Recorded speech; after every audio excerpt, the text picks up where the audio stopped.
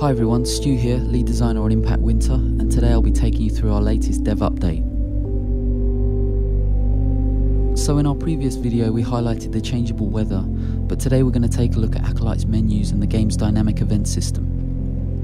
You play as Jacob Solomon, and it's your job as leader to guide your team through the next 30 days. Exploration and scavenging play a big part, and there are hundreds of items to collect and discover throughout the world. Items are randomly placed and consist of small objects, scrap, spare parts, old clothes, to more unique items like electronic components and ingredients. Everything has a role, and it's your job to work out what to take and what to leave behind.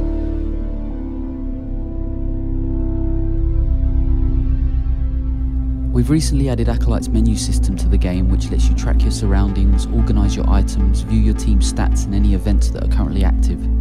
Here we can see Acolyte's radar. So unlike other survival games, we don't give you an overworld map, so the radar is an important snapshot of your immediate surroundings. It starts off basic, but as you upgrade it, you'll be able to increase the radar's range and expand its various functions. And here we can view and organise what we're carrying. Notice how it shows the item stats in the lower panel. This is useful for seeing the specific effects of certain items. For example, this item has a high fuel stat, which means it will burn longer, great for fueling the fire back at the church or when camping. Acolyte can also assess what's happening back at the church. On the stats tab we can select a team member and see what they're doing, the role that you've assigned them and their overall stats. It's worth mentioning that your NPC team are governed by the same stats as you, so the game dynamically tracks temperature, energy, hydration, hunger and morale. Here we can see that Maggie's currently sleeping and her stats are looking pretty good. Each NPC has their own specific skill. Christoph is a tech head responsible for Acolyte's maintenance and upgrades. Blaine is a survivalist capable of upgrading weapons, building traps, shelters and other survival tools. Wendy's skills revolve around well-being, with the ability to dress wounds, create medication and recipes. In Maggie's case, she's a master mechanic and able to build upgrades for the church. These range from comfort items like new furniture and gadgets to bigger things such as generators that allow you to power other buildables. Electric fences, water filters, furnaces. Maggie's capable of transforming your base into a safer, more comfortable living space. The stats tab is a great way of keeping track of what items you need. Think of it like a shopping list for when you're out exploring the void. It looks like I can build a fence for the church already, so let's head back and do that. As we return to the game, you'll see that the weather has become a lot stronger. If we turn on our debug info, you'll also notice some text in the bottom right corner that says damaged church. The heart of Impact Winter is the event system, and our main goal is to create a dynamic, non-linear game that adapts to the choices and decisions you make.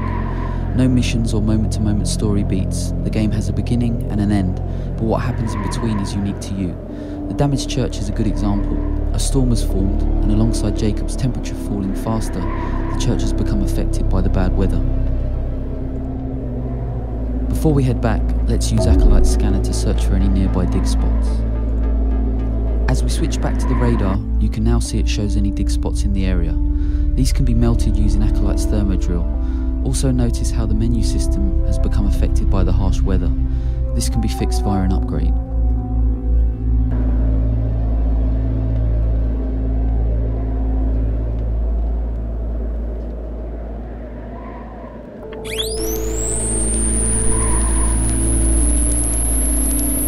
Dig spots are a great way to find hidden and rare supplies and can also serve as a good hiding place for unwanted goods. Let's take these supplies and head back to the church.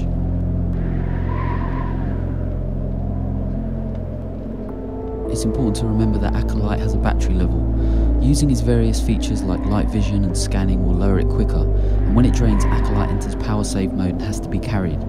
Not only will Jacob tire quicker from carrying his companion, but all of Acolyte's features are offline, meaning you can lose your bearings in the game world.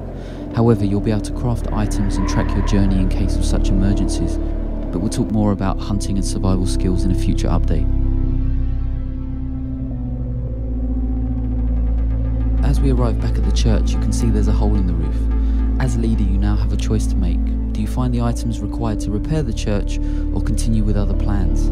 The game doesn't force you in a particular direction, but every choice has a consequence. In the case of our damaged church, the NPCs will be growing colder, fuel will be burning quicker, and it becomes easier for intruders to break in. Perhaps the lower temperature will end up causing a team member to fall ill.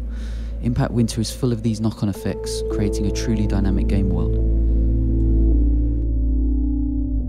let's take a quick look at how we deal with NPCs. Here you can see Maggie standing by the fire to keep warm. The interaction menu is a simple way of giving your team orders and checking on their stats. Here you'll be able to talk to them, utilise their skills and assign roles. We'll talk more about the role system in a future update. With a simple button press, I'm able to choose an item for Maggie to build, and providing I have the right things in storage, she'll begin crafting the upgrade at her workbench. Let's begin building and skip ahead.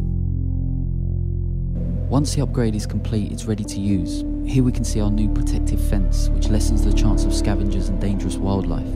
Great for when you're away from the church on a long expedition. So that wraps up our second development update. There's a lot more to talk about over the coming months, and we'll be detailing all these features via future videos. We hope you like the look of Impact Winter, and on behalf of the Mojo Bones team, we'd like to say a huge thanks for your support.